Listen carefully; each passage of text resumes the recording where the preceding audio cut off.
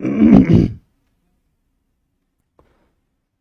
भाई, नमस्कार। क्या हाल चाल है दोस्तों। चलिए, ये बीपीएससी 71 आपको अग्रिम शुभकामनाएं। और हम मेंस की तैयारी करेंगे एक साइड से। आप प्रीलिम्स के लिए अब थोड़ा सा प्रयास करके निकाल लीजिए और फिर आपसे मुलाकात होगी मेंटरशिप में और बैच के अंदर, ठीक है। तो पिछली बार भी हमने अच्छे एफर्ट लगाए थे मेंस के लिए भी, और इस बार भी हम फिर से बहुत अच्छा करने का प्रयास करेंगे, ठीक है। तो आज की जो क्लास है, ये आज की हम क्लास स्टार्ट कर रहे हैं पीवाई क्यू। आप थ्योरी क्लास अपने क्लास के अंदर पढ़ चुके होंगे फाउंडेशन बैचेस के अंदर, तो उम्मीद है कि आपको बहुत अच्छी तैयारी हो चुकी होगी। और अब ये अंतिम पड़ाव है और ये अभ्यास है सिर्फ और सिर्फ कि हम एग्जाम में बेहतर परफॉर्म कैसे करें, ठीक है ना। आपने जो है सारे नोट्स वगैरह रिवाइज करे होंगे। इसमें सब मिक्स टाइप के प्रश्न आएंगे, मतलब इंडियन ज्योग्राफी के होंगे और वर्ल्ड ज्योग्राफी के होंगे। और बिहार ज्योग्राफी के क्वेश्चंस उसमें तो जरूरत है ही नहीं आपको, क्योंकि शानदार तरीके से छोटे भाई जसवंत सर आपको पढ़ा चुके होंगे, ठीक है। तो अब हम अपनी प्रैक्टिस को स्टार्ट करेंगे और जो है इसके अंदर हम पीवाई क्यूज के ऊपर डिस्कस करेंगे बीपीएससी। मैं आपको एक बात बता दूं, एक छोटी सी बात। मैं अपनी कॉपियां लेकर के आया हूं। डे बाय डे मैं पढ़ता हूं रोजाना की। मेरा डेली का रूटीन वही होता है कि डे बाय डे अपने आप को अपडेट कर देना। और मेरे पास में आपको एक कॉपी दिखेगी यहाँ पर। ये बेसिकली कॉपी किस चीज की है, तो ये जो कॉपी है ना, इसमें सारे के सारे करंट अफेयर बेस्ड लगभग 400-500 के आसपास क्वेश्चन सब आपको पीवाई, ये सब सॉरी करंट अफेयर बेस्ड आपको क्वेश्चन दिखेंगे लगभग पूरे साल का अपडेट। एक तो इस रजिस्टर में है, दूसरा मेरा जो पूरा अपडेट है, जो मतलब चूंकि मैं एज्यूम करता हूँ बहुत सारे क्वेश्चन है ना, तो बहुत सारे क्वेश्चन एज्यूम करता हूँ, वहां से क्वेश्चन आते हैं। आप सब लोग जानते होंगे, कहीं ना कहीं पढ़े होंगे मेरे से। तो ये सब 2 कॉपियां और एक तीसरी कॉपी एक और है, ये तीसरी कॉपी। ये तीनों कॉपियां मैंने भरी हैं और इनको भरा है मैंने अपने जो है एक्सपीरियंस के आधार पर। मैंने कुछ यहाँ पर मॉडल क्वेश्चंस तैयार करे हैं, बड़े अच्छे अच्छे क्वेश्चंस है वे। और उसके अलावा इन कॉपियों के अंदर पूरे साल भर का ज्योग्राफी का करंट अपडेट है, एनवायरमेंट इकोलॉजी का है, ज्योग्राफी का है। दोस्तों आप मानकर चलिएगा कि अगर ज्योग्राफी करंट भी आए तो आपकी क्लास में से आएगा, इससे बाहर नहीं आएगा। पीवाई क्यू करवा देंगे और जो जो चर्चा में रहा करंट में उसको भी हम लगातार करवा लेंगे, ठीक है। सैटरडे संडे जो हमारे पास हमें मिलेगा, उस सैटरडे संडे को हम बेहतर यूटिलाइज करेंगे। उसके अंदर हम बड़ी क्लास से 2-2 3-3 घंटे क्लास लेंगे और उसमें हम कर लेंगे, ठीक है। तो अब शुभारंभ करते हैं आज की क्लास का। पीवाई क्यूज के साथ में हम बढ़ेंगे। और दोस्तों पहला प्रश्न आपके ये जो पहला प्रश्न है यहां से हम लेते हैं। अच्छा, ये कुछ पीपीटीज हैं, जैसे मैं आपको दिखा दूं एक बार, फिर हम बात शुरू कर ही रहे हैं लगातार। जैसे मैंने किसी बैच के अंदर ये करवाया था, तो ये किसी बैच में करवाया था, तो इस प्रकार की पीपीटी का भी मैं यूज कर लूंगा। तो मैंने काफी सारी चीजें इसमें पढ़ा रखी है ना, तो इस तरीके के प्रश्नों को भी हम ले लेंगे, पीपीटीज को ले लेंगे। अब चलिए पहला प्रश्न आज की क्लास का शुभारंभ कर लेते हैं। पहला प्रश्न आपके सामने है, चलिए आंसर दीजिए। अच्छा, मैंने जो पेपर्स हैं उनकी सीधी स्क्रीनशॉट ले लिया है। कल से हम इसको एक पीपीटी के फॉर्म में ले आएंगे, उसके अंदर पूरा बता देंगे, ठीक है। तो कल से थोड़ा इसको हम टाइप करवा लेंगे। आज हमने जो है क्वेश्चंस को सीधे यहां से ले लिए हैं। चलिए पहला प्रश्न आपके सामने है और बता दीजिए, हॉर्मुज जल डमरूमध्य निम्नलिखित में से किस खाड़ी के बीच में स्थित है। ध्यान रखिएगा, हॉर्मुज जल संधि बड़ी चर्चा में रही, और हॉर्मुज स्ट्रेट इसलिए चर्चा में रही क्योंकि अभी हाल ही में इजराइल और ईरान का कॉन्फ्लिक्ट हुआ, तो हॉर्मुज जल संधि बहुत चर्चा में बनी हुई है। आ जाइए हम इस पर बात करते हैं। फारस की खाड़ी, अदन की खाड़ी, खंबात की खाड़ी, ओमान की खाड़ी, और ये आपके सामने ऑप्शन है। चलिए मैं शुरुआत कर रहा हूं और इस प्रश्न के ऊपर मैं आपसे कुछ देर डिस्कस करूंगा और फिर इसके ऊपर एक एक करके हम बातें करेंगे, ठीक है। अगर हम चलते हैं तो दोस्तों आप देखेंगे तो मेरे भाई आप यहां से देखते हैं और यहां से आपको इस प्रकार से आपको एक ये दिखता है, और ये आपको दिख रहा है कौन सा, तो ये जो है आपको इस प्रकार से ये हमारा इस प्रकार का मैप दिखेगा, ठीक है ना, ये दिखेगा। और ये जो है हॉर्न ऑफ अफ्रीका आपने बना लिया। यहाँ पर एक द्वीप पड़ता है मेडागास्कर, इंडियन ओशन का सबसे बड़ा जो आइलैंड है वो आपका कौन सा है, मेडागास्कर है। देखो मेरी पढ़ाने की सीधी टू द पॉइंट अप्रोच होती है, मैं इधर उधर नहीं भटकता हूँ। मुझे पता है बीपीएससी ये पूछता है, मैं सटीक वही पढ़ाऊंगा। फालतू चीजें या 20 में ऐसी चीजें आपको नहीं बताऊंगा जो आपके काम की नहीं है, ठीक है ना। क्योंकि मैं ऑप्शनल का टीचर रहा हूँ बीपीएससी के लिए, मैंने 3 साल 65वीं से लेकर के लगातार 2 साल 2.5 साल तक 3 साल तक मैंने ऑप्शनल पढ़ाया। तो अब चूंकि मेरी रिचनेस अलग है, मैं अपने अपने डेप्थ में जाता हूं, अपनी गहराई होती है मेरी कंटेंट की, लेकिन मेरी समझ होनी चाहिए एग्जाम की। और मेरी समझ यही कहती है कि जितना चाहिए उतना ही दे दो, उसके बाहर जाने का कोई मतलब नहीं है।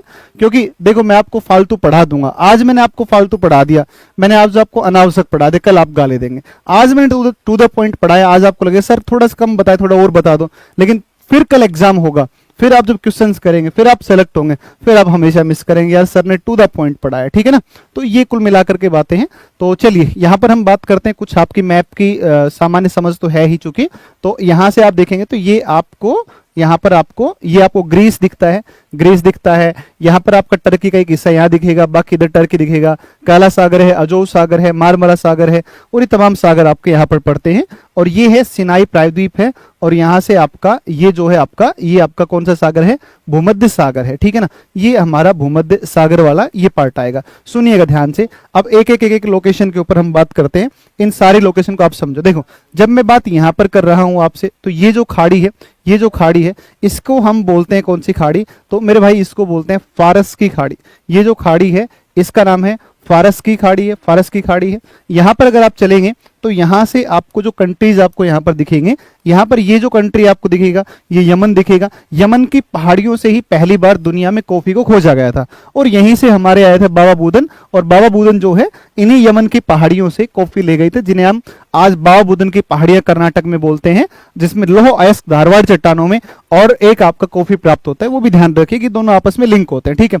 तो ये जो आपका हिस्सा है, ये वाला जो पड़ता है, इसको हम बोलते हैं कौन सा, तो इसको बोलते हैं यमन, इसको यमन बोलते हैं। और इसके अलावा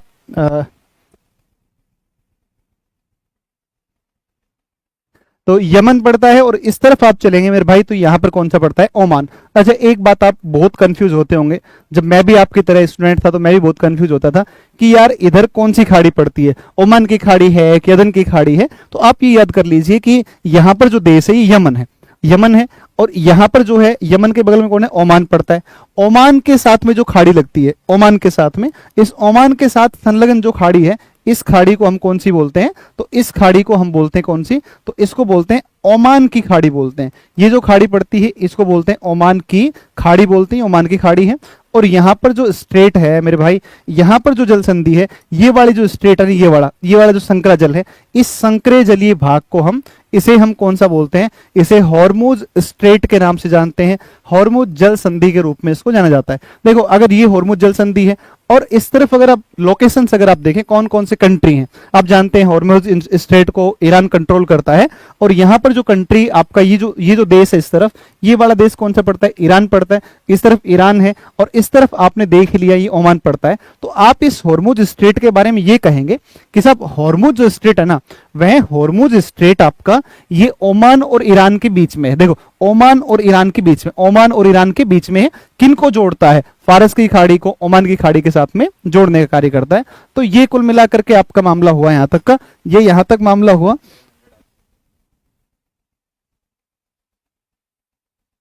है ना। तो हार्मुज स्ट्रेट के संदर्भ में आप मेरे भाई ये कहेंगे आज के बाद में कि जब हार्मुज जो स्ट्रेट है ना, इस हार्मुज स्ट्रेट पर आप चलेंगे तो हार्मुज स्ट्रेट क्या करती है, तो ये जोड़ती है आपकी किसकी, फारस की खाड़ी को, और किससे जोड़ती है, तो ये जोड़ने का काम करती है फारस की खाड़ी को और किससे, ओमान की खाड़ी से।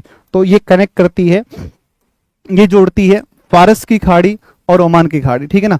फारस की खाड़ी और इसके अलावा फारस की खाड़ी प्लस एक आपकी जो खाड़ी आएगी वो कौन सी आएगी, ओमान की खाड़ी। अब आप जल्दी से एक बार उत्तर कर दीजिए, मैं इसके बारे में कोई डिस्कस नहीं कर रहा हूं, आप खुद इसका आंसर करिएगा। और अगर भूल गए तो भाई साहब तुम्हें अपनी मम्मी की कसम, बस ये लो, अगर तुम आज के बाद भूलो तो तुम्हें जिसके लगे उसकी कसम। जल्दी आंसर, जल्दी उत्तर करो फटाफट एक बार। यहाँ से आपकी फारस की खाड़ी, यहाँ ओमान की खाड़ी, बीच में हार्मुज स्ट्रेट ईरान और ओमान देशों के मध्य में स्थित है। जल्दी से आप एक बार इसको बता दीजिए। इसका देखो फारस की खाड़ी, ओमान की खाड़ी, ये फारस की खाड़ी है और यहाँ पर है ओमान की खाड़ी। 1+4, इसका मतलब आंसर कौन सा आएगा, तो ये मेरे भाई आंसर आ जाएगा 1+4। उत्तर आया बी, उत्तर आया, ये आपका आ गया बी आंसर आ गया, ठीक है ना। अब देखो बहुत सारी बातें हम डिस्कस करेंगे, तो करेंगे कभी 72 के जो बच्चे होंगे उनके साथ बात करेंगे। आपको सिर्फ टारगेटेड पॉइंट पर बात करनी है, सिर्फ और सिर्फ टारगेटेड, जो सिर्फ आपका सीधा काम का है। चलिए अगली बात पर करते हैं। यहाँ पर कुछ एक दो छोटी मोटी बातें और है, ठीक है ना। जैसे मैं आपको यहां पर बता दूं तो एक छोटी सी जानकारी आप और देख लीजिए। यहां पर एक स्टेट और पड़ता है और यहां पर स्टेट पड़ता है, और ये जो स्टेट है जल संधि है, इस स्टेट को हम कहते हैं कौन सी, इसको बोलते हैं बाब अल मानदेव, इसको बोलते हैं बाब अल मानदेव। ये है बाबल मानदेव स्ट्रेट, बाबल मानदेव जल संधि है। भाई देखो बाबल मानदेव जल संधि की अगर आप बात करोगे तो बाबल मानदेव जल संधि पर हम बात कर सकते हैं, बड़ा आसान सा कंटेंट, कोई बहुत सारी चीजें नहीं। ये जो सागर है, इस सागर के बारे में आप जानते हैं, इसको हम बोलते हैं कौन सा, तो इसको हम बोलते हैं कौन सा, तो ये बोलते हैं लाल सागर। देखो बच्चा ये लाल सागर है और ये यमन देश पड़ता है। देखो यहां पर जो देश पड़ता है इसका नाम है यमन, ठीक है ना। तो यमन के साथ में ये जो खाड़ी लगती है, ये वाली खाड़ी इसे हम कहते हैं कौन सी खाड़ी, तो इसे बोलते हैं अदन की खाड़ी बोलते हैं। तो अदन की खाड़ी बोलते हैं। ये अगर आपकी अदन की खाड़ी है, अगर ये अदन की खाड़ी है तो ये लाल सागर और अदन की खाड़ी, इन दोनों को आपस में जोड़ने का जो काम करती है, इन दोनों को आपस में जोड़ती कौन सी, बाबल मानदेव। तो आप इसके बारे में कहेंगे किन को जोड़ती है, तो आप कह दीजिए अदन की खाड़ी को। और किससे जोड़ती है, तो ये जोड़ती है अदन की खाड़ी प्लस एक और आपके यहां पर कौन सा है, लाल सागर है, रेड सी है, लाल सागर है, ये आपका लाल सागर है, ठीक, इनको जोड़ती है। अच्छा यहां पर जो देश पड़ता है, यहां पर एक छोटा देश पड़ता है, इसका नाम है जिबूती। देखो इसका नाम है जिबूती, ये जिबूती देश पड़ता है। ये अफ्रीकी देश है ना, ये अफ्रीका का है। और ऊपर की तरफ आपका जो ये कंट्री है यमन, ये यमन किसका है भाई, यमन पड़ता है एशिया के अंदर पड़ता है। तो अच्छा एक चीज और भी आपने लिंकअप किया होगा, यहां पर एक चीज और जोड़ने का प्रयास किया होगा आपने, ये भी तो देखा है ना कि साहब ये जो बाबल मानदेव स्ट्रेट है, इस बाबल मानदेव के इस तरफ ये जो हिस्सा है, ये वाला हिस्सा, यहां पर आपका मिस्र पड़ता है, यहां पर इजराइल पड़ता है, यहां पर वगैरह वगैरह, ठीक है, उन पर हम बात करेंगे। इजराइल बहुत चर्चा में है, गाजा बहुत चर्चा में, प्रश्न आएगा है ना। आप तो मानो चाहे मत मानो, मान लोगे तब भी ठीक रहेगा, नहीं मानोगे तो एग्जाम के बाद मान जाओगे। टर्की से प्रश्न बनने की पूरी संभावनाएं हैं, कॉकेसस माउंटेन से प्रश्न बनने की पूरी संभावनाएं हैं। यहां पर हाल ही में तेगबीर सिंह एक लड़का चढ़ा माउंट एलब्रस के ऊपर। Mount Elbrus is the highest peak of Europe which is located in the Caucasus mountain. तो ये काला सागर और कैस्पियन सागर के बीच का है, यहां से प्रश्न बनेगा। बीपीएससी की तो मुझे नस नस पता है ना, बीपीएससी की तो नस नस पता है कि कहां से बीपीएससी प्रश्न पूछ सकता है ना। तो बीपीएससी में तो एक स्लाइड से 3 क्वेश्चन ला रखे हमने, ठीक है। तो देखो एक बार इस पे जिबूती, तो यमन और जिबूती इन दो देशों के बीच में है। तो ये किसके बीच में आएगी, यमन और जिबूती, यमन प्लस जिबूती इन दो देशों के बीच में आपका अवस्थित है ना। यमन और जिबूती इनके बीच में ये अवस्थित है और इसे कहा जाता है, और इसे हम एक और नाम से जानते हैं, इसे कहते हैं आंसुओं का द्वार। आंसुओं का द्वार कहते हैं, आंसुओं का द्वार, ठीक है ना। बहुत ऊपरी स्तर के प्रश्न पूछता है बीपीएससी। और हाँ एक बात और बता दूं, मैं प्री अनाउंस कर रहा हूं, पहले अनाउंस कर रहा हूं। जो देखो क्या होता है ना कि हर एग्जाम का अपना एक पैटर्न होता है, ठीक है ना। और बीपीएससी आप एक बात मानकर चलिए, पता नहीं क्यों लोग ऐसी अफवाह फैला रहे हैं कि बीपीएससी अपना लेवल बदल रहा है। अरे भाई नहीं बदल रहा है बीपीएससी को लेवल बदलने की कोई आवश्यकता नहीं है। उसका बड़ा सामान्य सा कारण है।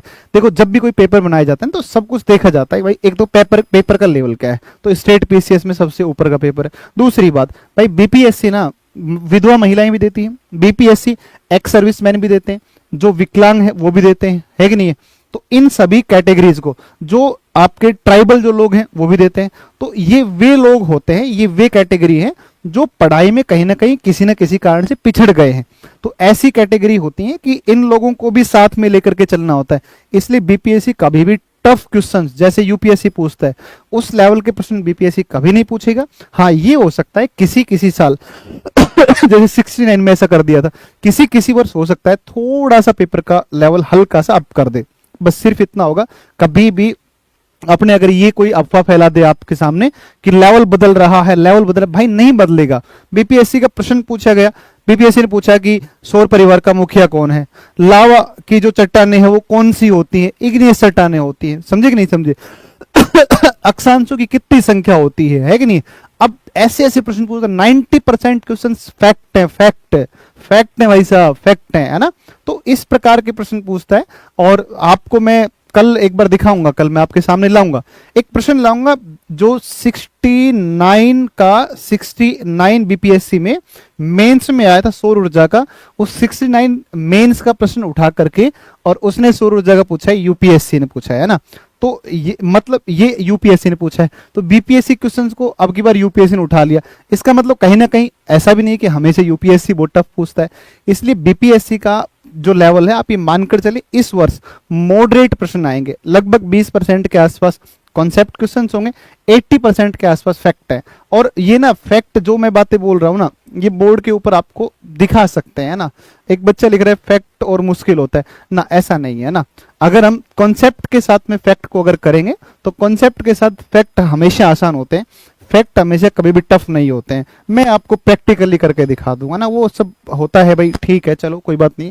बाकी फैक्ट को अगर कॉन्सेप्ट के से लिंक कर लेंगे ना, अब ये फैक्ट ही तो है भाई। बाबल, अच्छा एक बात बताओ, हारमुज की जल संधि किन किन को जोड़ती है, बताओ किन किन, ये फैक्ट ही हो गया।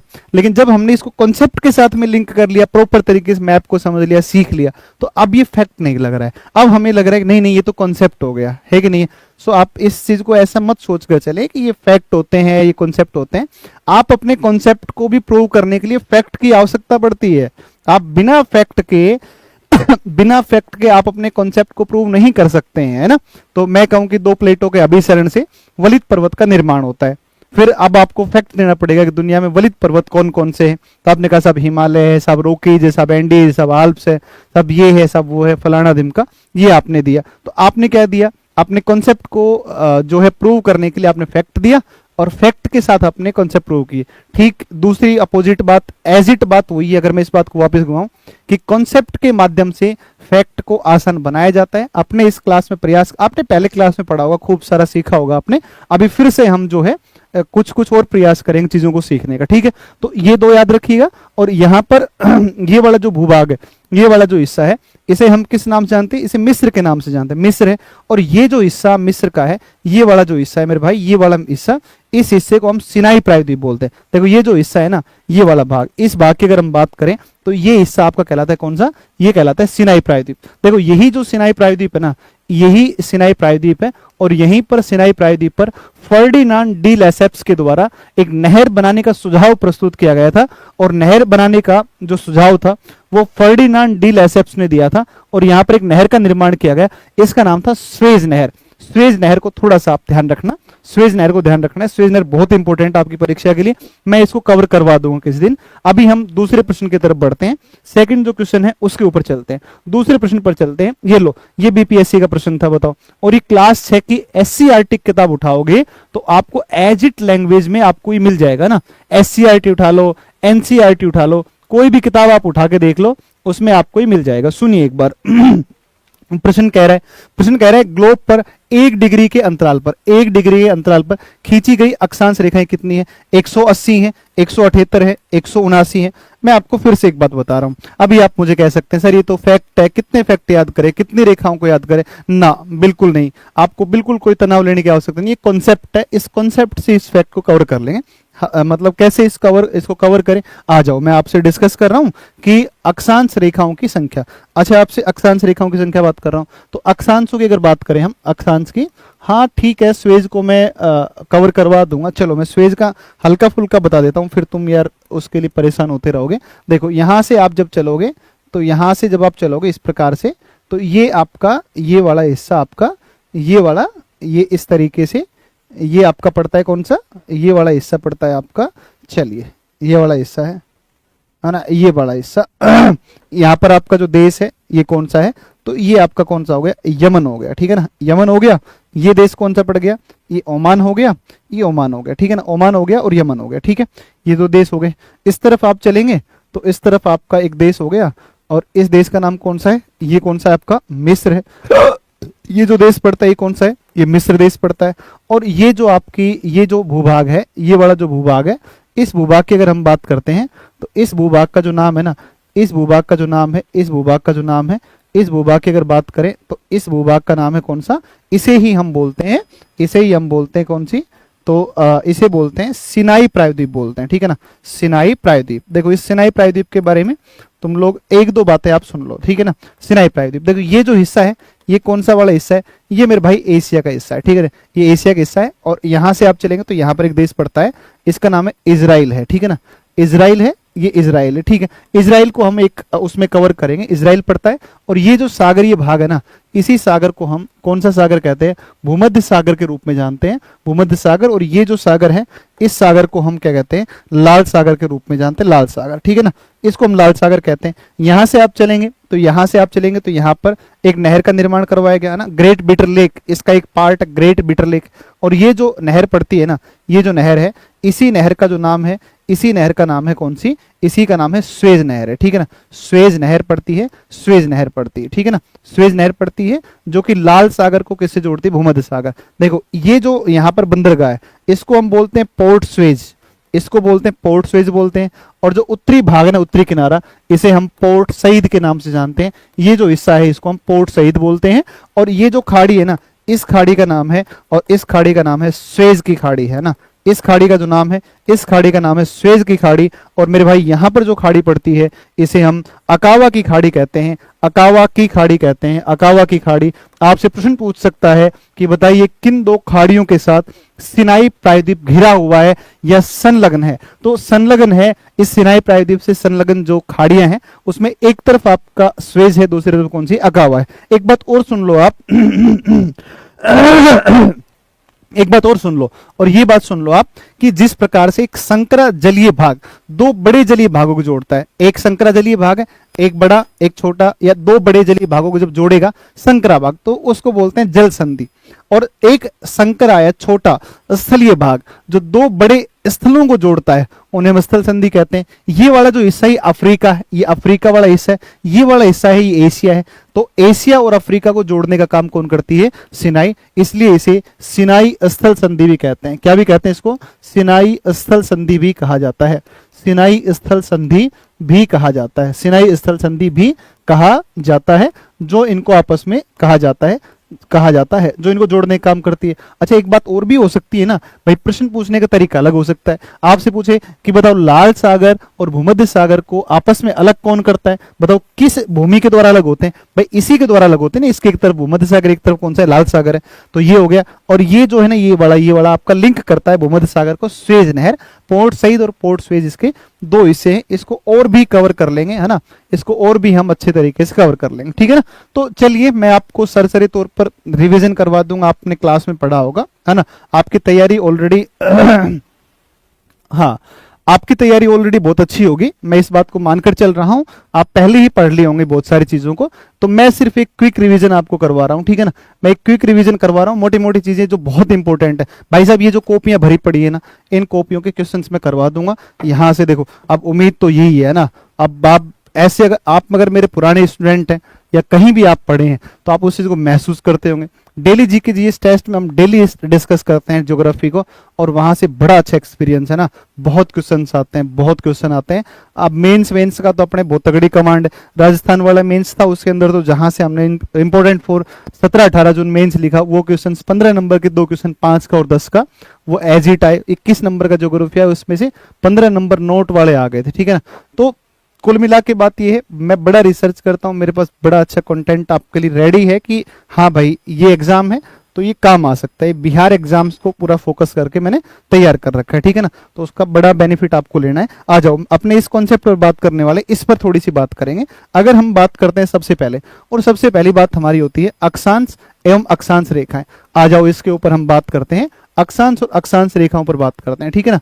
अक्षांश और अक्षांश रेखाएं, अगर हम इस पर चले, ठीक है ना, तो लैटिट्यूड है ना, लैटिट्यूड एंड लैटिट्यूडनल लाइंस, ठीक है ना, and latitudinal lines, latitudinal lines, latitudinal lines, इसकी अगर हम बात करें ना तो इस पर आओ, इस पर आप आओ और इस पर थोड़ा सा ध्यान दो, है ना। देखो अब डेली जो रेगुलर क्लास होती है वैसी क्लास तो नहीं है, लेकिन चूंकि फटाफट हमें बहुत सारा पढ़ना है, तो मैं थोड़ा स्पीड से भी इसलिए पढ़ा रहा हूँ कि यार बहुत सारा कवर करना है बहुत थोड़े से समय के अंदर, है ना।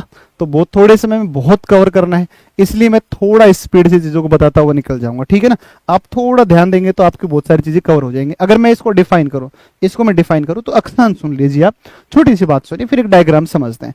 सुनिएगा ध्यान से, मैं क्या बोल रहा हूं कि पृथ्वी के केंद्र से भूमध्य रेखा के सापेक्ष, पृथ्वी के केंद्र से भूमध्य रेखा के सापेक्ष किसी स्थान का या पृथ्वी की सतह पर किसी स्थान का कोणीय मान हो सकता है। आपको समझ में नहीं आया होगा, चलिए मैं अगर इसको एक डायग्राम के माध्यम से बनाऊं तो एक डायग्राम के माध्यम से क्या हो सकता है, मान लो, चलो जी ये डायग्राम बना लिया हमने।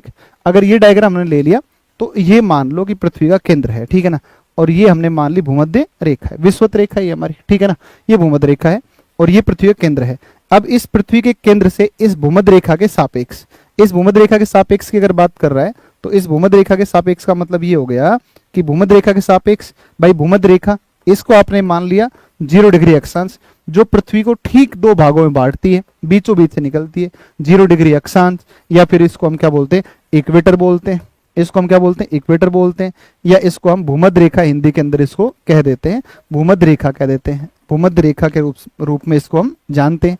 अब सुनिएगा ध्यान से एक बार, इस भूमध्य रेखा के सापेक्ष, है ना, इसके सापेक्ष कितना कोण, देखो यहाँ केंद्र से कितना कोण, 1 डिग्री। देखो यहाँ से ये 0 है, 1 डिग्री, 2 डिग्री, 3 डिग्री, चलते चलते चलते ये ऐसे जाओगे तो कितना डिग्री हो जाएगा, ऐसे कितना हो जाएगा, 90 हो जाएगा। तो इस भूमध्य रेखा के सापेक्ष, इसके सापेक्ष उत्तर या दक्षिण में, या तो उत्तर में या फिर दक्षिण में किसी स्थान का कोणीय मान, तो किसी स्थान का इसके सापेक्ष कोणीय मान, मान लो कि यहां पर हम ले लेते हैं कितना डिग्री, 10 डिग्री ले लेते हैं, ठीक है ना। यहां पर हमने कितना डिग्री ले लिया, 10 डिग्री ले लिया।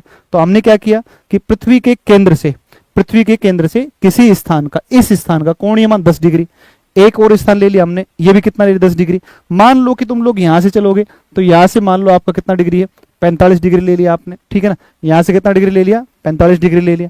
यहां से 45 डिग्री ले लिया आपने, ये 45 ले लिया, ये आपने कितना ले लिया, 10 डिग्री ले लिया।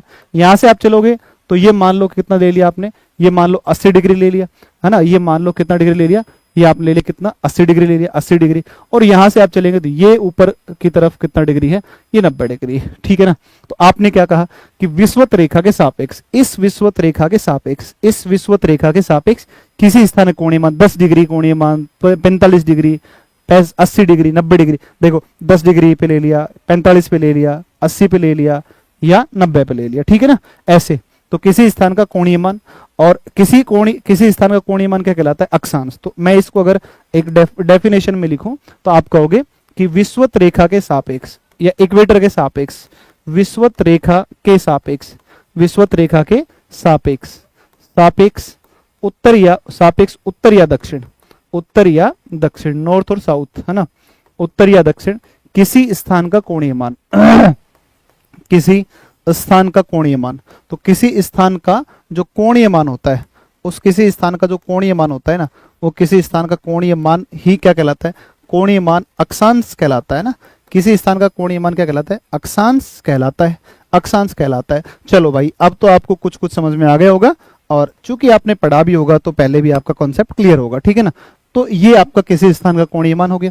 अब एक समान, है ना, अब एक समान स्थानीय, एक समान जो कोणीय मान है उनको मिलाते हुए जो रेखा खींचेंगे तो समान कोणीय मान, समान कोणीय मान मान लो कि 10-10 वालों को मिलाते हुए, 10-10 वालों को मिलाते हुए अगर एक रेखा खींचे, ऐसे खींचे हम रेखा, 45-45 को मिलाते हुए आपने एक रेखा खींची, 80-80 को मिलाते हुए रेखा खींची, और 90 डिग्री पर ना हमेशा एक बिंदु होता है, कभी भी रेखा नहीं होती है।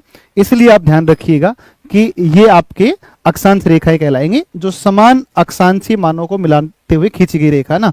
तो एक समान, आप मैं लिख दूं, एक समान अक्षांशीय मानों को, एक समान अक्षांशीय अक्षांशीय मानों को मिलाते हुए, एक समान अक्षांशीय मानों को मिलाते हुए खींची गई रेखा, मिलाते हुए खींची गई रेखा, मिलाते हुए जो खींची गई रेखा होती है ना, मिलाते हुए खींची गई रेखा।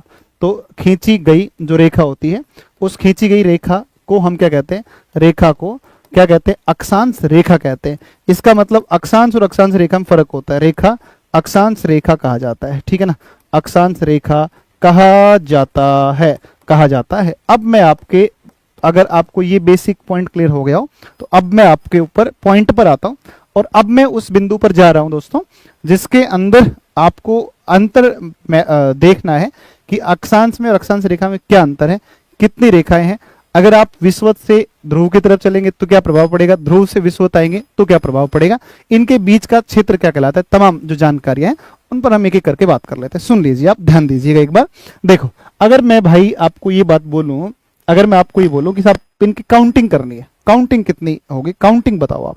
आपने कहा कि सर देखो ऐसा है, बड़ी सिंपल सी बात है, ये आपकी पृथ्वी है, ये यहाँ पर आपका 0 डिग्री है। मान लो कि ये शुरुआत किससे होगी, 1 डिग्री ऊपर की तरफ है, तो आप कितना है, ये मान लो कि आपका 89 डिग्री है, और ये मान लो कि कितना डिग्री है, बीच में आ गए 1 2 3 4 5 सब आ गए। यहां से आप चलेंगे तो 1 डिग्री आपका साउथ है, यहां से आप चलेंगे तो 89 डिग्री साउथ है आपका, और ये आपका सब 90 डिग्री साउथ आ जाएगा।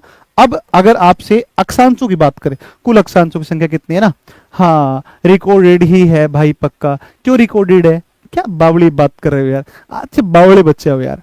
कोई तो पढ़ाई पे बात करे, तुम बात कर रहे हो कि रिकॉर्डेड है कि बिना रिकॉर्डेड है, क्या बात करते हो। पढ़ लो यार भाई, पढ़ लो इनको यार, इसको पढ़ लो, पढ़ा रहा हूं मैं। अजीब बच्चे हो, गजब के टाबर हो यार। तुम कह रहे हो कि रिकॉर्डेड है, एक कह रहे बिना रिकॉर्डेड है, कि सर पीली टी शर्ट पहन के आए हैं, जो है सर ने जो है नीचे बनियान नहीं पहनी हुई है, सर की घड़ी चार्ज नहीं है। बताओ मतलब पता नहीं सर खाना खा के पहुंचे कि नहीं पहुंचे हैं। भाई मैं सामने पधार गया हूँ, मैं खड़ा हूँ, पढ़ा रहा हूँ, गला फाड़ रहा हूँ, तुम डिस्कस कुछ और कर रहे हो, है ना। सर आप शाम में 4 बजे भी पढ़ाते थे, हाँ तो पढ़ाता हूँ, अभी पढ़ाता हूँ। मतलब अजीब बालक हो यार तुम लोग, पढ़ लो यार। हाँ पढ़ाई सर छोड़िए, तो मैंने कहाँ पकड़ा है किसी को भाई, मैंने किसी को नहीं पकड़ा, मैंने मार्कर पढ़ा है, मार्कर मैं छोड़ नहीं सकता हूँ, सीधी सी बात है। इधर ध्यान दो यार, अच्छे बच्चे हो तुम लोग, पता नहीं क्या खा के तुम लोग यार बैठते हो क्लास पढ़ने, समझ में नहीं आती है।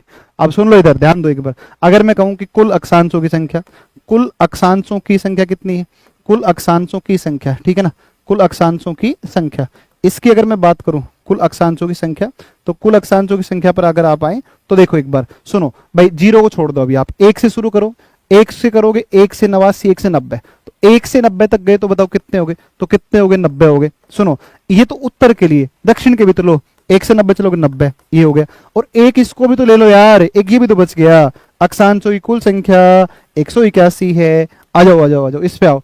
क्या कह रहा है, अक्षांश रेखा, बच्चा ये कह रहा है अक्षांश रेखाएं कितनी है। रेखा बताना, रेखा रेखा रेखा की बात करनी है, रेखा रेखा की बात करेंगे ना, रेखा की बात करेंगे। रेखा का मतलब वो रेखा नहीं, रेखा पूजा सीमा वो नहीं, रेखा का मतलब लाइन, ठीक है ना। तो अक्षांश रेखा की बात कर रहा है, लेकिन हमने तो कहा है कि साहब कुल अक्षांश कितने हैं ना, यहाँ तो अक्षांश की बात हुई है, तो अक्षांश कितने हैं, 181। अब ये रेखा कौन सी आ गई है, इस रेखा के ऊपर आ जाओ आ जाओ आ जाओ आ जाओ आ जाओ, रेखा पर आते हैं, रेखा पर आते हैं, रेखा पर आते हैं। और रेखा की बात करोगे तो मेरे भाई सीधा सीधा यहाँ पर एक डायग्राम बनाओ, यहाँ से आप एक ऐसे लो, यहाँ से आप ऐसे लेकर के ऐसे ऐसे बनाओ, ऐसे ऐसे बनाओ, ऐसे ऐसे बनाओ, ऐसे ऐसे बनाते हुए, ऐसे ऐसे बनाते हुए सीधे यहाँ पर आओ, फिर यहाँ पर आते हुए ऐसे बनाओ, और फिर मेरे भाई ऐसे बनाओ, ठीक है ना। फिर ऐसे बनाओ, और फिर 1 डिग्री एक लाइन ऐसे बनाओ, एक लाइन को भैया ऐसे बनाओ, और यहाँ पर किसी एक लाइन को आप क्या मान लो, एक लाइन को आप यहाँ पर मान लो कि माना कि ये लाइन आपकी क्या है, ये आपकी इक्वेटर है ना, इक्वेटर है। और ये जो है भाई साहब, ये जो पॉइंट आपने बनाया, ये पॉइंट कुछ और नहीं, ये आपका 90 डिग्री उत्तरी या 90 डिग्री दक्षिणी अक्षांश है, दक्षिणी अक्षांश है। सुन रहे हो मेरी बात को आप, इस बात को समझे कुछ, इस बात को समझे कि नहीं समझे कुछ। चलो चलो चलो चलो, ये बात आप समझे होंगे कुछ ना कुछ। ध्यान दो ध्यान दो ध्यान दो, बड़ी काम की चीज बता रहा हूँ, बड़ी काम की चीज बता रहा हूँ। आओ निष्कर्ष निकालते हैं। देखो अगर आप देखोगे तो ये जो रेखा आपने बनाई भाई साहब, ये जो रेखा बनाई आपने इक्वेटर, इस इक्वेटर की बात करोगे तो इक्वेटर से जैसे जैसे जैसे जैसे ध्रुवों की तरफ चलोगे, तो इक्वेटर से ध्रुवों की तरफ जाने पर, इक्वेटर से ध्रुवों की तरफ जाने पर, और आप पाओगे कि ये जो अक्षांश रेखाएं है ना, ये वृत्त के रूप में होती है। अक्षांश रेखा पूर्ण वृत्त के रूप में होती है। तो आप एक निष्कर्ष निकालो, है ना, तो निष्कर्ष निकाल लो, या फिर आप इसकी विशेषताएं कह दो। आप एक निष्कर्ष निकालो, क्यों ये कहोगे कि भाई अक्षांश रेखाएं, अक्षांश रेखाएं पूर्ण वृत्त के रूप में होती है ना, अक्षांश रेखाएं पूर्ण वृत्त के रूप में होती है, वृत्त के रूप में होती है, पूर्ण वृत्त के रूप में होती है, पूर्ण वृत्त के रूप में होती है। एक बात तो ये ध्यान रखिएगा, अक्षांश रेखाएं पूर्ण वृत्त के रूप में होती है। अच्छा एक और निष्कर्ष बता दो सर, बढ़िया सा निष्कर्ष, एक बड़ा प्यारा सा निष्कर्ष है, और बड़ा प्यारा निष्कर्ष ये है कि विषुवत रेखा से ध्रुवों की ओर चलने पर अक्षांशीय वृत्त छोटे होते जाते हैं। तो विषुवत से ध्रुवों की तरफ, अच्छा इसका विपरीत क्या होगा, इसका विपरीत क्या होगा, इसका उल्टा हो जाएगा, ध्रुवों से विषुवत की तरफ अक्षांशीय वृत्त बड़े होते जाते हैं। तो आप कहोगे विषुवत से ध्रुवों की ओर अक्षांशीय वृत्त छोटे होते जाते हैं, विषुवत से ध्रुवों की ओर, ध्रुवों की ओर अक्षांशीय वृत्त छोटे होते जाते हैं, की ओर अक्षांशीय वृत्त छोटे होते जाते हैं, अक्षांशीय वृत्त छोटे होते जाते हैं, वृत्त छोटे होते जाते हैं, वृत्त छोटे होते जाते हैं ना, छोटे होते जाते हैं, होते जाते हैं, ठीक है ना। छोटे होते जाते हैं, राइट। ये लो जी। अच्छा एक बात और बताओ भाई, आप ये कह रहे हो, अब आप अच्छा एक बात और सुनो, आपको बड़ा मजेदार क्वेश्चन आपसे पूछूं मैं, और बढ़िया शानदार क्वेश्चन है। अब मुझे बताओ, मैं आपसे ये कह रहा हूं कि भाई देखो, विश्वत से जैसे ही आप चले ऊपर, 1 2 3 4, तो आप जैसे विश्वत से ऊपर चले तो सब छोटे होते जाएंगे ना, तो सबसे बड़ा व्रत कौन सा होगा? विश्वत रेखा होगा। एक बात तो क्लियर है। आप मुझे सिर्फ इतना बता दो, सबसे छोटा अक्षांशीय व्रत कौन सा होता है? जल्दी बताओ फटाफट एक बार कमेंट करके। मैं देख रहा हूं सबके कमेंट, सबके कमेंट देख रहा हूं। सबसे छोटा अक्षांशीय व्रत कौन सा होता है? जल्दी से बताओ जरा, जरा मैं देख रहा हूं कमेंट। राजकुमार है, श्री राधे है, साहिल है, गुलशन है, अमित भारती है, रवि सिंह है ना। सर आप बीपीएससी बैच में नहीं पढ़ाएंगे? क्यों नहीं पढ़ाएंगे, क्या हो गया, है ना? हाँ, आर्मी लवर, ज्योग्राफी वाली रेखा की बात हो रहा है, किसी लड़की की नहीं, समझे? हाँ समझ गए ना। माँ ज्ञान, क्या क्या लिख रहे, प्रीति, क्यूट डेमोन, वाह, बर्लिन, सुधा, मुस्ता, पूजा, वाह वाह वाह, 90 डिग्री 90 डिग्री 90 डिग्री। जितने भी लोगों के 90 डिग्री आंसर आया है, वो सब बच्चों का 90 डिग्री, जितने भी बच्चों का आया है सबका गलत है। अरे तुम देख नहीं रहे हो कि 90 डिग्री, 90 डिग्री रेखा थोड़ी ना है मेरे भाई, 90 डिग्री कभी भी रेखा नहीं होती है। अरे जीरो के बाद जब चलते हो तो छोटे होते होते होते होते होते होते और 90 पर जाकर के अक्षांश रेखा रेखा नहीं रहती है, बिंदु के रूप में परिणत हो जाती है। ये बात ध्यान रखना। इसलिए सबसे छोटा 89 डिग्री आएगा यार, हद होगी मतलब। गजब बालक हो यार तुम लोग यार, कतई काम के बच्चे नहीं हो। पता नहीं क्या करते हो तुम्हें जब पढ़ाते हैं टीचर, तो पता नहीं क्या, कहाँ निगाहें रहती हैं, कहाँ निशाना रहता है, कुछ नहीं जानते हैं। ये दोनों रेखा नहीं होकर, दोनों रेखा ना होकर क्या होते हैं? रेखा ना होकर वृत्त के रूप में होते हैं, रेखा ना होकर और बिंदु के रूप में होते हैं। ये ध्यान रखिएगा, बिंदु के रूप में होते हैं, बिंदु के रूप में होते हैं, ये गलती नहीं करनी है। दोनों बिंदु के रूप में होते हैं। दो अक्षांशों के बीच का जो क्षेत्र है उसे कटिबंध कहा जाता है, जोन कहा जाता है ना। उसे कटिबंध कहा जाता है या जोन कहा जाता है। बेटा मजा नहीं आया तुम्हारे आंसर में, है ना? चलो मजा नहीं आया बेटा, मजा नहीं आया, तुम जो कुछ भी लिख रहे हो ना, है भाई, ये बात गलत बात है ना। दो के बीच में क्या कहलाता है? तो ये कहलाता है आपका ये आपका कहलाता है कटिबंध कहलाता है ना। ताप कटिबंधों का निर्धारण अक्षांश रेखाओं के द्वारा किया जाता है, और किसी स्थान के अवस्थिति का निर्धारण अक्षांश और देशांतर दोनों के माध्यम से करता है ना। दोनों, मैं एक एक करके अभी इस पर आऊंगा सारी बातों के ऊपर। यार जरूरी है तुम पढ़ो, इसमें से क्वेश्चन आते हैं 6 से 10 वर्ल्ड ज्योग्राफी। नहीं पूछता है बीपीएससी यार वर्ल्ड से प्रश्नों को, 6 प्रश्न पूछेगा, 6 पूछ लेगा, 7 पूछ लेगा, और 6 प्रश्न के लिए आपको थोड़ा सा ही पढ़ना है। करंट अफेयर 25 पूछेगा, 30 पूछेगा, बिहार स्पेशल पूछता है यार 25 क्वेश्चन प्लस, है कि नहीं? साइंस पूछता है 30 प्रश्न, मॉडर्न हिस्ट्री पूछता है, समझे कि नहीं समझे? इंडियन ज्योग्राफी और बिहार ज्योग्राफी, इस पर गहरी पकड़ बनानी है। जब तक इन पर पकड़ नहीं होगी बीपीएससी में बड़ी मुश्किल रहेगी, ठीक है ना। तो सबसे छोटा जो व्रत है वो सबसे छोटा अक्षांशीय व्रत 89 डिग्री है ना। तो सबसे छोटा अक्षांशीय व्रत कौन सा है? सबसे छोटा अक्षांशीय जो व्रत है वो सबसे छोटा अक्षांशीय व्रत कौन सा है? सबसे छोटा अक्षांशीय व्रत कौन सा है? तो मेरे भाई ये कितना डिग्री है? ये 89 डिग्री। अच्छा, उत्तर भी हो सकता है और दक्षिण भी हो सकता है। अब मैं एक छोटी सी बात को लिंक करता हूं, फिर अगले प्रश्न पर चलता हूं, ठीक है ना। देखो एक बात समझो आप लोग, एक बात को ऐसे समझो आप लोग, एक बात को आप ऐसे समझो, हमने कहा था सब अक्षांशों की संख्या, अक्षांशों की संख्या, अक्षांशों की जो संख्या है ना, वो अक्षांशों की संख्या कितनी है? तो अक्षांशों की संख्या आएगी ना, वो कितनी आएगी? वो अक्षांश, एक मिनट प्लीज, अक्षांशों की संख्या 181 है, और अक्षांश रेखाओं की संख्या, अक्षांश रेखाओं की संख्या है ना, अब बताओ कितनी होगी? जल्दी से बता दो भाई, जल्दी से बता दो एक बार, जल्दी से बता दो, जल्दी से बता दो एक बार, स्पीड के साथ में, स्पीड के साथ में बताओ आप, स्पीड के साथ में बताओ, स्पीड के साथ में बताओ, स्पीड के साथ में। अब आपको लिंक करवाता हूं मैं यार, एक सेकंड एक सेकंड एक सेकंड एक सेकंड।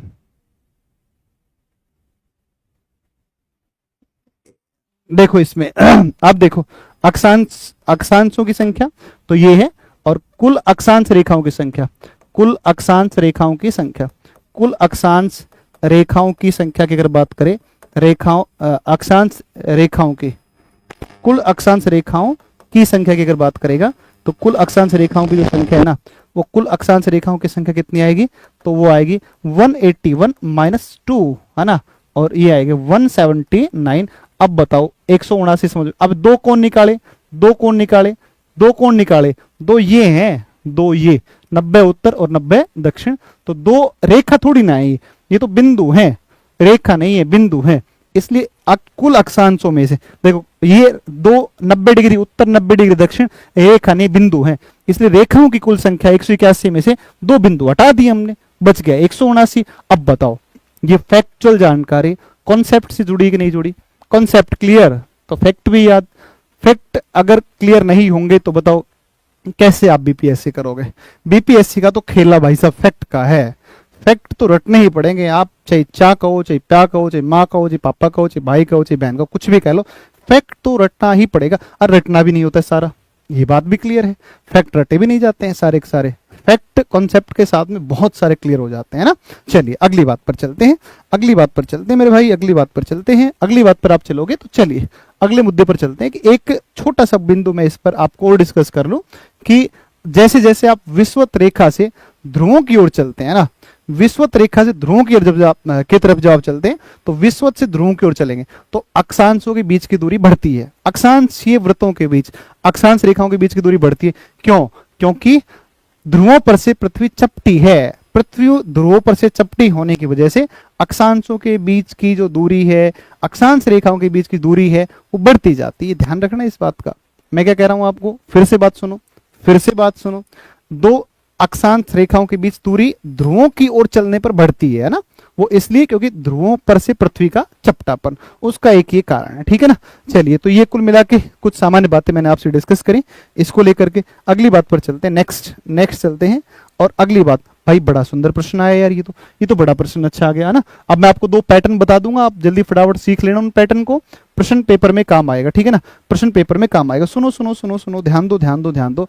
किस पठार पर कर्क रेखा, किस पठार पर कर्क रेखा भारतीय मानक समय रेखा एक दूसरे को काटती है, कौन सा पठारी क्षेत्र है, ये बीपीएससी ने पूछा था पीछे, है ना, तो ये पूछा था। अब सुनो कहां पर काटती हैं, बताओ कहां पर काटती हैं, आ जाओ आ जाओ आ जाओ आ जाओ, डिस्कस करेंगे इसको।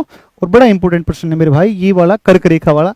कर्क रेखा आपकी अगर बात करोगे कर्क रेखा, तो मैं आपको एक छोटा सा मैप बना देता हूं, या इसको हम कहते हैं 23.5 डिग्री उत्तरी अक्षांश कहते हैं इसको, 23.5 डिग्री उत्तरी अक्षांश, या फिर इसको हम ट्रॉपिक ऑफ कैंसर बोलते हैं, ट्रॉपिक ऑफ कैंसर बोलते हैं, ट्रॉपिक ऑफ कैंसर बोलते हैं।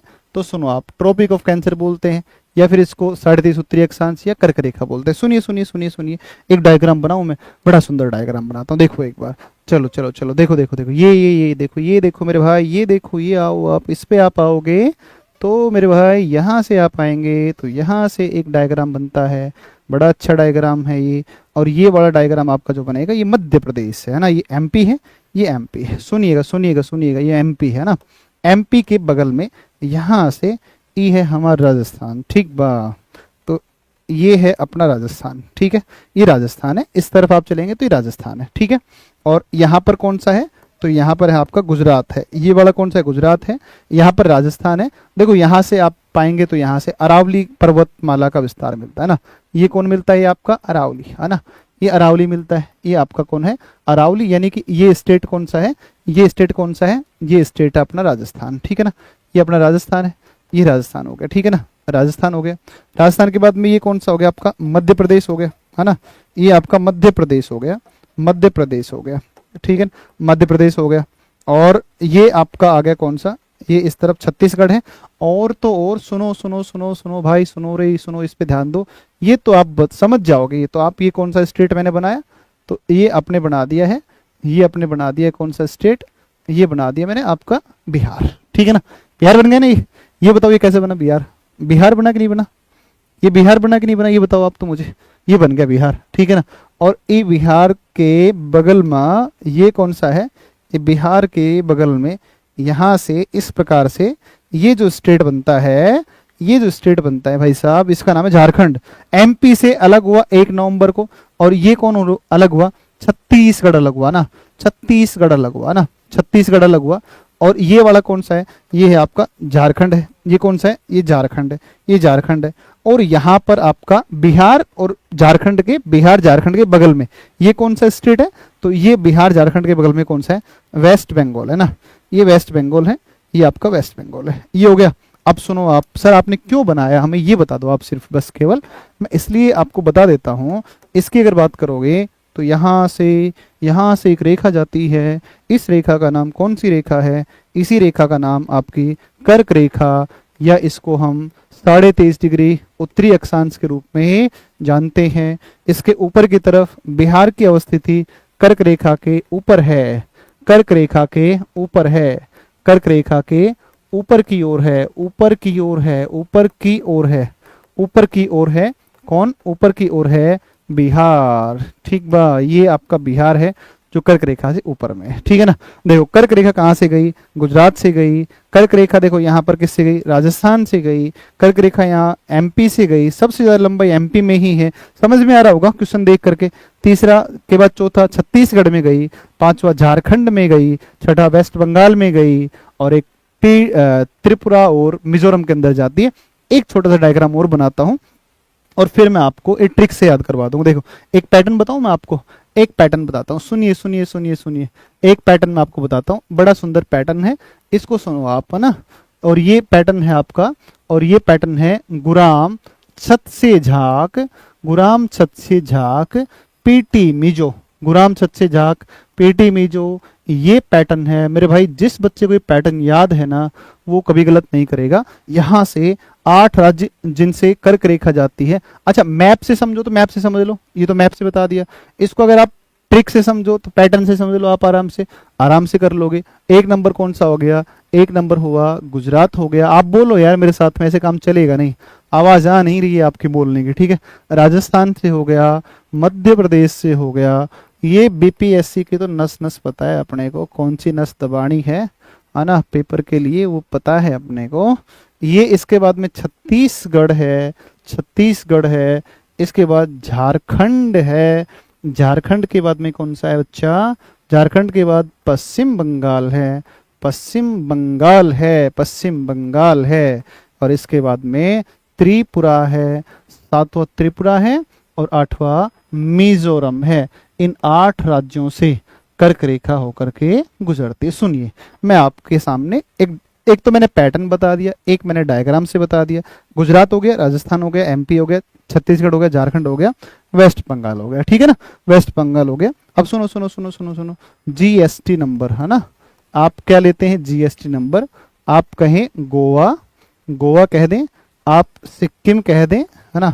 ये मुझे किसी बच्चे ने बताया था, ये मुझे नहीं पता था इसके बारे में। टी से आप त्रिपुरा कह दें, त्रिपुरा कह दें, और आप एन से आप क्या कह दें? नागालैंड कह दें। ये भारत के सबसे छोटे राज्यों का क्रम है। सबसे छोटे 4 राज्य, 1 नंबर पे गोवा, 2 नंबर पे सिक्किम, 3 नंबर पे त्रिपुरा, 4 नंबर पर नागालैंड। याद रखिएगा। एक मैं आपको बता दूं, एक मैप आपको बताता हूँ नॉर्थ ईस्ट का। ठीक है ना, यहाँ से आप चलेंगे, यहाँ से आप चलेंगे तो यहाँ से आपका ये जो है, यहाँ से आपका ये एक आपका यहाँ पर आपका आता है ये वाला। देखो देखो देखो देखो देखो, ध्यान दो ध्यान दो ध्यान दो। यहाँ से एक आता है आपका, एक आता है आपका ये वाला। यहाँ से ये तो हो गया कौन सा? चाइना। ये चीन है, चीन हो गया, यहाँ पर चीन हो गया। और ये यहाँ से आपका कौन सा हो गया? यहाँ से कौन हो गया? भूटान हो गया। ये भूटान हो गया, भूटान हो गया, है ना, भूटान है ये वाला। ठीक है, ये यहाँ पर कौन है? तो सब यहाँ पर ये पड़ता है तुम्हारा सिक्किम पड़ता है ना। ये कौन पड़ता है? सिक्किम। ठीक है, ये कौन पड़ता है? सिक्किम पड़ता है, सिक्किम है यहाँ पर।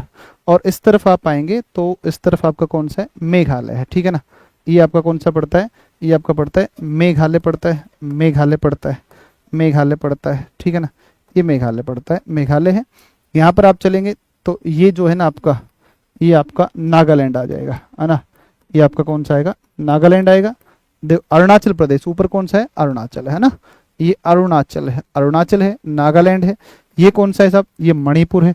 अरे पूछा था बीपीएससी ने यार, ये मणिपुर। ठीक है ना, मणिपुर, मुझे ध्यान आ रहा है, पूछा हुआ क्वेश्चन है ये तो। और ये आपका कौन सा है? मिजोरम है। ये ध्यान रखिएगा, ये मिजोरम, ये मिजोरम है, और ये आपका कौन सा है, त्रिपुरा है, और ये आपका बीच में कौन सा है, ये आपका असम है, असम है। असम 7 राज्यों के साथ में सीमा लगाता है, 7 राज्यों के साथ में सीमा लगाता है, ठीक है ना, 7 राज्यों के साथ में सीमा लगाता है। और ये जो है आपका ये जो है ना आपका यहाँ से यहाँ से। और मिजोरम को विशेष रूप से मैं बता रहा हूँ आपको, मैं आपको फिर कह रहा हूँ, मिजोरम को विशेष रूप से, मिजोरम इधर बांग्लादेश से भी लगता है, मिजोरम इधर म्यांमार से भी लगता है, ठीक है ना, म्यांमार से भी लगता है। ये थोड़ा सा याद रखना इस मैप को, इस मैप को ध्यान रखना, बहुत इंपॉर्टेंट मैप है, बहुत इंपॉर्टेंट। मैंने कहा बहुत इंपॉर्टेंट मतलब बहुत इंपॉर्टेंट। एक प्रश्न पूछता ही पूछता है यहाँ से, नॉर्थ ईस्ट बाउंड्री का पूछे, क्षेत्रफल का पूछे, किसी राज्य के बारे में पूछे, कुछ ना कुछ तो पूछेगा, पक्का पूछेगा ना। 7 सिस्टर, आ जाओ आ जाओ आ जाओ आ जाओ। 7 सिस्टर, मुझे ध्यान आ गया, तुमने बोला 7 सिस्टर, हमने लिखा 7 सिस्टर। अरे भाई मैं तुम्हें ना इतना ना, मैंने बिहार की परीक्षाओं के लिए इतना ना वर्क किया है यार, है ना, उसका फायदा मिलेगा कि नहीं मिलेगा, मिलना चाहिए ना यार, मिलना चाहिए, बड़ी सिंपल सी बात है ना, मिलना चाहिए यार, क्यों नहीं मिलेगा, वाई नॉट, तो बताओ क्यों नहीं मिलेगा। आपको एक बड़ी अमेजिंग चीज बताता हूँ ना, देखो क्षेत्रफल की दृष्टि से पहला बताओ कौन सा है, कौन सा है क्षेत्रफल नॉर्थ ईस्ट में। अच्छा नॉर्थ ईस्ट 7 सिस्टर, इसमें ना एरिया जो एरिया, वो एरिया है 2.62 लाख वर्ग किलोमीटर, 62 लाख स्क्वायर किलोमीटर है, 2.62 लाख स्क्वायर किलोमीटर है, 2.62 लाख स्क्वायर किलोमीटर है, ठीक है ना।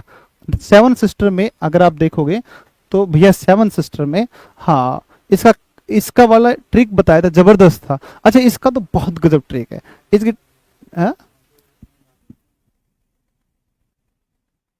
एरिया वाइज पहला कौन सा है 7 सिस्टर में। अरे राजस्थान नहीं पूछ रहा हूं मैं, गजब बच्चे हो यार, अरे बावड़े यार, बावड़े लोग हो यार, मैं पूछ रहा हूँ 7 सिस्टर में सबसे बड़ा, तुम कह रहे हो राजस्थान, राजस्थान एमपी छत्तीसगढ़, छोड़ दो यार उसको भाई, छोड़ दो यार उसको, उसमें 7 सिस्टर में दूसरा सबसे बड़ा राज्य कौन सा है, ये बताओ तुम लोग, ये बताओ, आज तुम्हारा दिमाग खराब करके जाना है मुझे, है ना। अब तुम कहोगे यार सर ये तो याद करना चाहिए था ना, पूछ लेगा 7 सिस्टर में तीसरा सबसे बड़ा कौन सा है, आ जाओ, अब कहाँ जाओगे, कहाँ भागोगे बुआ, कहाँ जाओगे, तुम्हें समझना तो पड़ेगा। देखो जब उसने ये पूछा था कि म्यांमार से संलग्न राज्य कौन कौन से, ऐसे हैं भाई, अरुणाचल, नागालैंड, मणिपुर, मिजोरम, इनका उत्तर दक्षिण या दक्षिण उत्तर क्रम पूछा था, ठीक है ना। अब सुन लो आप, इसका बड़ा प्यारी सी ट्रिक बता रहा हूं, क्षेत्रफल में पहला, दूसरा, तीसरा, चौथा, पांचवा, छठा, सातवां, 7 स्टेट है। अना ना सुनो सुनो सुनो सुनो सुनो सुनो, मैं बताता हूँ, देखो एक बार, नाम है भाई अरुणाचल, अरुणाचल, नाम है भाई नागालैंड, नागालैंड नाम है भाई मणिपुर है, मणिपुर है, नाम है भाई मिजोरम है, मिजोरम है, नाम है भाई इसका असम है, असम है, त्रिपुरा है, नाम त्रिपुरा है, नाम मेघालय है, मेघालय है, मेघालय है। अब सुनिए सुनिए सुनिए सुनिए सुनिए सुनिए बच्चा, ध्यान से सुनिए, ध्यान से सुनिए, ध्यान से सुनिए, ध्यान से सुनिए, अगर किसी को याद नहीं हुआ तो फिर तो उसको जिंदगी में याद नहीं हो। अल्फाबेट में जमा दो, अल्फाबेट में पहले ए वाला आएगा, ए 2 है ना ये वाले, ए से ए काट दो, पहले आर आता है फिर एस आता है, यानी आर वाला पहले, मतलब क्षेत्रफल में अरुणाचल सबसे बड़ा है, क्षेत्रफल में असम दूसरा सबसे बड़ा है। आ जाओ आ जाओ आ जाओ, अल्फाबेट में जमाओ सारे सारे, फिर एक के बाद कौन आता है, एम आता है, एम काटो एम काटो एम काटो, देखो ए ई आई ओ यू आते ना, ए ई आई ओ यू आते हैं ना, वोवेल्स क्या बोलते हैं इनको। तो ए वाला कौन सा है, मणिपुर है, मणिपुर है तीसरा। चौथा कौन सा है साहब, मिजोरम है, ए ई नहीं मिजोरम नहीं, मेघालय, मेघालय है, मेघालय है, ए ई घालय है, मेघालय है। और एक आपका देखो, एक आपका ए ई आई मिजोरम है, मिजोरम है। अब 2 बच गए यार, एक नागालैंड बच गया भाई, एक नागालैंड बच गया, एक नागालैंड है, एक एन वाला है, नागालैंड है। और एक और अगर बात करोगे तो 7वां कौन सा है, तो ये त्रिपुरा है। क्षेत्रफल की दृष्टि से नॉर्थ ईस्ट के 7 राज्यों का अवरोही क्रम कौन सा है, घटता हुआ क्रम कौन सा है, घटते हुए क्रम में ऐसे लिख देंगे आप, बड़ा आराम से हो जाएगा, इसमें तो कुछ था ही नहीं ऐसा, है ना। और असम की सीमा 7 राज्यों से लगती है, असम अरुणाचल से भी, असम नागालैंड से भी, मणिपुर से भी, मिजोरम से भी, त्रिपुरा से भी, मेघालय से भी, भूटान से भी, और पश्चिम बंगाल। असम नॉर्थ ईस्ट के 6 राज्यों से, 7 सिस्टर के 6 से, 7 सिस्टर के 6 से, और पश्चिम बंगाल के साथ में सीमा बनाता है। मेघालय मेघालय मेघालय मेघालय मेघालय मेघालय केवल असम से लगता है, मेघालय केवल असम से लगता है। सिक्किम सिक्किम सिक्किम सिक्किम भैया सिक्किम केवल और केवल पश्चिम बंगाल। पश्चिम बंगाल कौन बने करोड़पति पूछा गया था, है ना। पश्चिम बंगाल का क्वेश्चन कौन बने करोड़पति में आया था, 3 देशों से। तो देखो इधर पश्चिम बंगाल नेपाल से, इधर भूटान से, इस तरफ बांग्लादेश से लगता है। और बांग्लादेश के साथ में 5 भारतीय राज्य कौन कौन से लगते हैं, तो वो 5 भारतीय राज्य कौन कौन से हैं, यस। तो मेघालय के बांग्लादेश के पश्चिम में पश्चिम बंगाल, उत्तर में मेघालय, पूर्व में असम, पूर्व में त्रिपुरा, दक्षिण पूर्व में मिजोरम लगते हैं। मिजोरम की सीमा 2 देशों म्यांमार से और मिजोरम की सीमा बांग्लादेश से लगती है। ये कुल मिलाकर के आपका एकमात्र ऐसा राज्य मिजोरम जो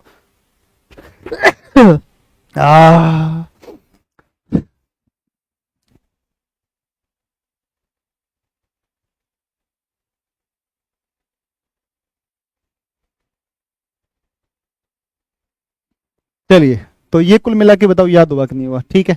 बाकी पढ़ेंगे कल कुछ मैराथन कुछ मैराथन क्लासेस भी लेंगे अपने, ठीक है ना कुछ मैराथन क्लास भी लेंगे अपने ना, तो लेंगे कुछ मैराथन क्लासेस व्लासेस लेकर के।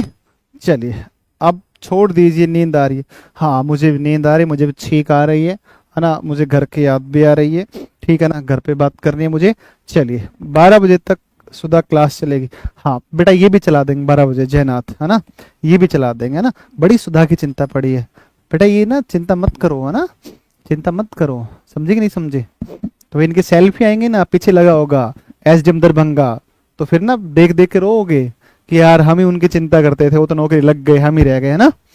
ए भाई, ए भाई, अरे सही बात है कि नहीं है।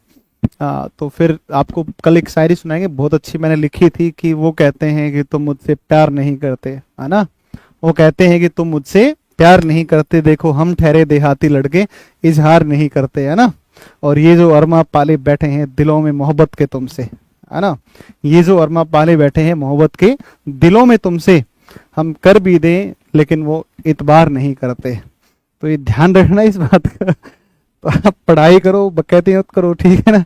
चलिए तो प्रैक्टिस करते हैं आगे कंटिन्यू, कल पढ़ेंगे फिर से। आज आपको पढ़ाई बहुत अच्छा लगा, थैंक यू सो मच।